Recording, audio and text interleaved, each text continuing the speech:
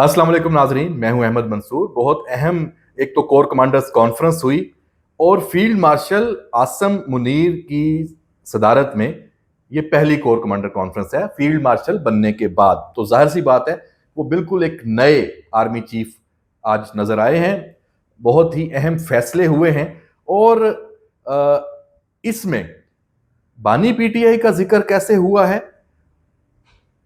नहीं हुआ और क्या खबर है, ये मैं आपको बताऊंगा। बड़ी ये इनसाइडर है। और आज ईवान सदर में नवाज शरीफ नजर आए आपको, जो फील्ड मार्शल आसम मुनीर को, ये जो फील्ड मार्शल के जो अब आम फहम जबान में तो उसको बैजेस ही कहा जाता है, उस तकरीब में ईवान सदर में हुई, उसका क्या इम्पैक्ट है।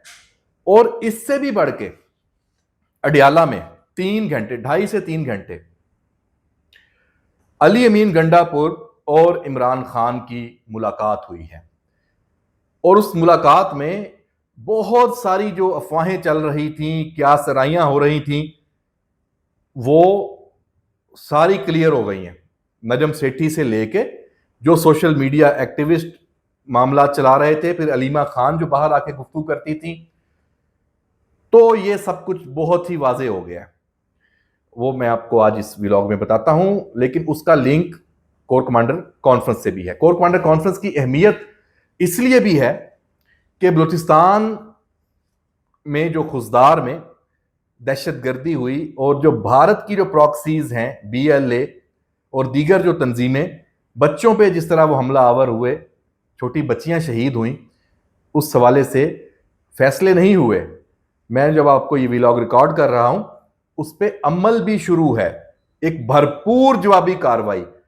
जब लिंक भारत के साथ है और भारत जो ऑपरेशन बुनियानुम मरसूस की नाकामी हुई है, जो मई में उसको हजीमत उठाना पड़ी है, जो उसकी एक फौजी लिहाज से मुकम्मल एक शिकस्त हुई है, उसका बदला वो बलूचिस्तान में, खैबर पख्तूनख्वा में लेना चाहता है, तो उसका जवाब फिर उसको अब उसी जुबान में मिलेगा। ये कार्रवाई उन मुजरमों, उन तंजीमों जो भारत के इमां पे, भारत की जो वो कह लें कि उनकी स्पॉन्सरशिप में कर रही हैं, उनके खिलाफ ये काम शुरू है। कोर कमांडर्स कॉन्फ्रेंस के एलामिया में भी जिक्र है और हमें बलूचिस्तान से फील्ड से भी उसका रिजल्ट निकल रहा है। कुछ मीडिया के कुछ एंकर्स भी वहां जाके कुछ इंफॉर्मेशन आपसे शेयर करेंगे, उनको ले जाया जा रहा है। तो जनाब अली अमीन गंडापुर पे पहले आते हैं और कोर कमांडर कॉन्फ्रेंस में क्या बात हुई है, किसने की है, हम इसको छोड़ देते हैं। फील्ड मार्शल आसम मुनीर कैसे देख रहे हैं, इस पे हम बात करेंगे। तो जनाब अली अमीन गंडापुर इमरान खान के सामने आए, पेश हुए, जैसे होता है पेश ही होते हैं। वो दूसरों को कहते हैं बादशाह सलामत, असल में तो बादशाह सलामत इमरान खान खुद है। वो इस खोल से ही बाहर नहीं आ रहा कि मेरे अलावा कोई बादशाह सलामत हो इस दुनिया में। उसकी सबसे बड़ी जो बुनियादी वजह, और बाय द वे ये बीमारी है।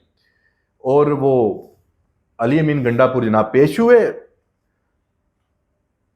क्लास शुरू हो गई। बकौल सोशल मीडिया जो एक्टिविस्ट हैं, मैंने इस पे ट्वीट भी किया कि उनको तो मवाद मिल गया कि इमरान खान डट के खड़ा है, अली अमीन गंडापुर को फारग कर देंगे, उसे कहेंगे भाई तुमने क्या अपना सौदा बेच रहे हो खैबर पख्तूनख्वा में, वजारत आला के मजे ले रहे हो, मैं यहां जेल में पड़ा हूं, मेरे लिए कुछ नहीं कर रहे।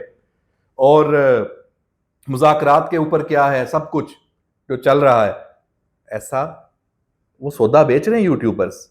हकीकत में क्या है, इस 2.5 घंटे में हिकमत अमली बनाई गई है।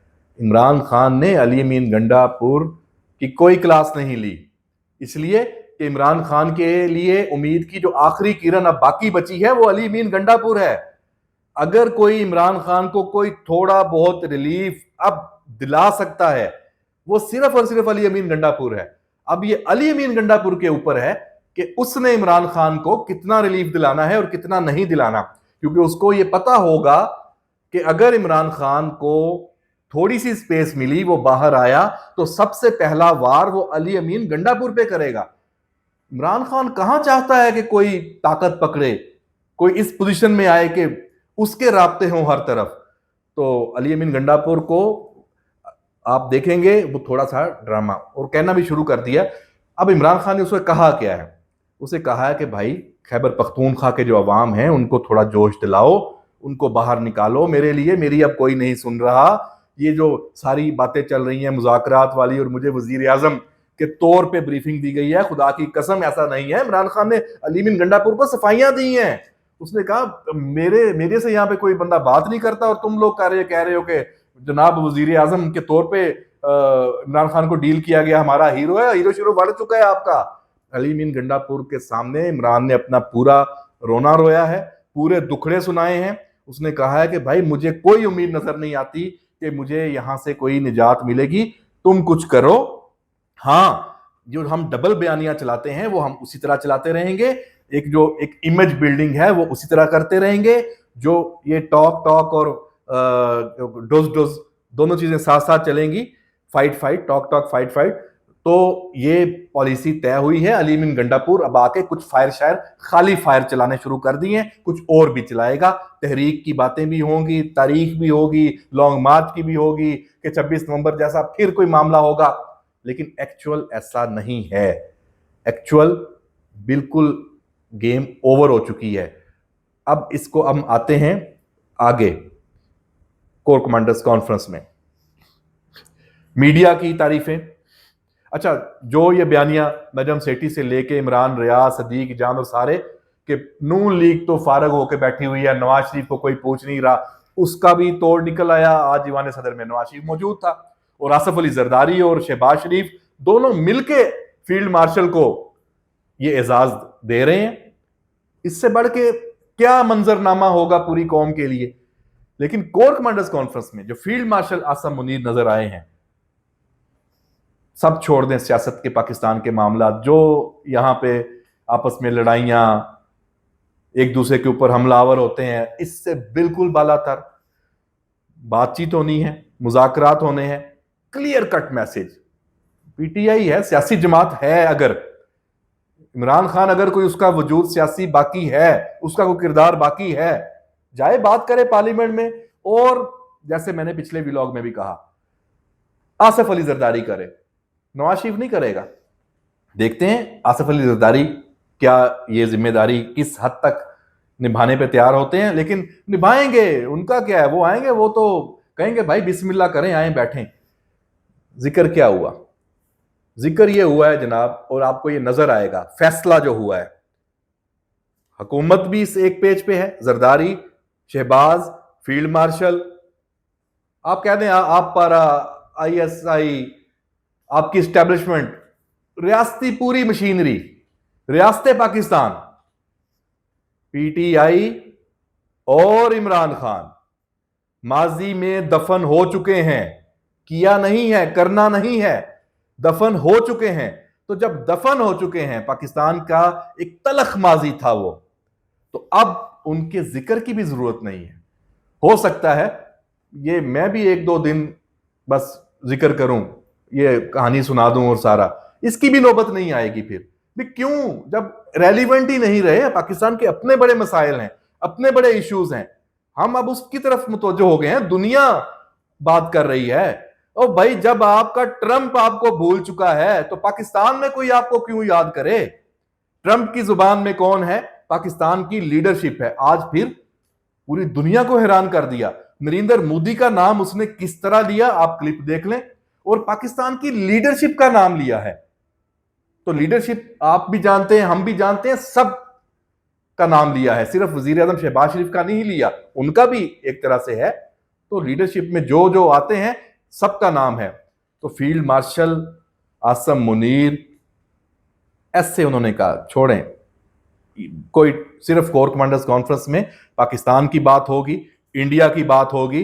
बलूचिस्तान में जो फितना अल, ये नाम नया दिया, फितना अल हिंदुस्तान, उसकी बात होगी। उसके खिलाफ क्या करने जा रहे हैं उसकी बात होगी। पाकिस्तान के मुआशी महाज पे क्या करना है हुकूमत के साथ मिलके, उसकी बात होगी। टाइम जाया नहीं करना, छोड़ दें, आगे चलें, भूल जाएं, नाम लेने की जरूरत नहीं है। तो जनाब आपको ये शिफ्ट नजर आएगी। और सख्ती, सख्ती तो जनाब अब होगी। आपने ये फैसला भी आपने अपने ऊपर खुद करवाया है, कोई इसका जिम्मेदार नहीं है। एक तरफ पूरी कौम अपनी बका की जंग लड़ रही थी, घंटों के अंदर इस मुल्क में फैसला होना था, मिसाइल चल रहे थे, हम न्यूक्लियर थ्रेशोल्ड की जानिब बढ़ रहे थे। और ये मैं नहीं कह रहा, प्रेसिडेंट ट्रंप, अमेरिकी सदर, वो ये कह रहा है। और जब वो कह रहा है तो इसकी संगीनी का एहसास करें। तो उस मौके पे तहरीक इंसाफ, सोशल मीडिया के इनके यूट्यूबर्स, इनके लीडर्स किस किस्म की बातें कर रहे थे, क्या बयानियां बना रहे थे। नाकाबिले माफी जुर्म है ये, और इस जुर्म का खमियाजा अब भुगतना होगा मजीद। पहले फिर थोड़ी बहुत सख्ती के बाद माफियां मिलती रही, आप भी देखते रहे हैं, हम भी देखते रहे हैं, कुछ नहीं हुआ जो होना चाहिए था। और आपको आखिरी बात, कोर कमांडर्स कॉन्फ्रेंस में फील्ड मार्शल आसम मुनीर ने यह कह दिया है कि जो पाकिस्तान को हार्ड स्टेट बनाने का उन्होंने कहा था और एक नजरिया दिया था कि अब हमें सॉफ्ट स्टेट से हार्ड स्टेट की तरफ जाना है, उसकी तशरीह भी सामने आ गई है। हार्ड स्टेट का मतलब यह नहीं होता कि आप बस जो आपका दिल आए अपने मुखालफिन को आप रगड़ दें या यहां पे बड़ी सख्ती। हार्ड स्टेट का मतलब यह होता है कि कानून और आइन की अमलदारी हो। हमारे मुल्क में जो माफियाज हैं वो कानून उनके लिए एक मोम है, जैसे चाहे मोड़ दें। आइन उनके लिए कोई उसकी अहमियत नहीं है, अपनी मर्जी के फैसले पार्लियामान से भी ले लेते हैं, बच जाते हैं, कोई उन पे गिरफ्त। जो अमीर है, जो ताकतवर है, जो अशराफिया है, उसकी मौज है। कानून आइन सिर्फ गरीब के लिए है। हार्ड स्टेट का मतलब यह है कि अब यहां कानून और आइन की पूरी अमलदारी होगी, सख्ती होगी। और आप जो ये करते हैं, आपका जो दिल करे कि जनाब जो शख्सियात हैं, आइनी पोजीशंस हैं, आपकी फौज है, आपका जो अदारे हैं, उनको आप टारगेट करें और कोई ना पूछे।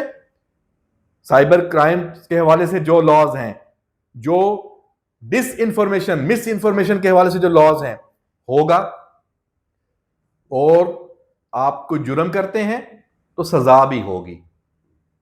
9 मई है तो है, सजा है तो है, आगे भी यही होगा और ये आपको नजर आएगा। तो आने वाले दिनों में तो ये फैसले हो गए हैं। तो हार्ड स्टेट अब आपको पाकिस्तान अमली सूरत में पूरी दुनिया में, ये जो मगरब है, जो अमेरिका है, ये हार्ड स्टेट्स हैं। वहां आप जाके करके देखें उनके आईन और कानून की खिलाफ वर्जी, आपको कुसकने भी नहीं देंगे। आप मिडल ईस्ट में देख लें, सऊदी अरब में देख लें, यूएई में देख लें, आप इवन चाइना में देख लें। ये सॉफ्ट स्टेट्स कमजोर तरीन रियासतों की इलामत होती है कि जहां ताकतवर पे हाथ नहीं डाला जा सकता। कि इमरान खान बड़ा पॉपुलर है जी, उस पर तो हाथ नहीं डाला जा सकता। बिल्कुल डलेगा, डल चुका है और आगे भी नजर आएगा। और अब तो आपको उसकी बात होती भी नजर नहीं आएगी, वो फारग हो चुका है। तो जनाब पाकिस्तान हकीकत में बदल चुका है। अब जो पाकिस्तान है वो चलेगा पाकिस्तान के आइन और कानून के मुताबिक, और यहां पे रियासत के खिलाफ होने वाले किसी भी कदम को उखाड़ फेंका जाएगा, चाहे वो भारत की तरफ से हो, चाहे अंदरूनी दुश्मन ये कामकार गुजरे, तो उनको भी माफी नहीं होगी। तो ये बहुत बड़ी खबर है। और इमरान खान और पीटीआई इस वक्त तक तो पोजीशन ये है कि अब शायद अली अमीन गंडापुर भी इमरान खान को ना बचा पाए। इजाजत दीजिए, अल्लाह हाफिज।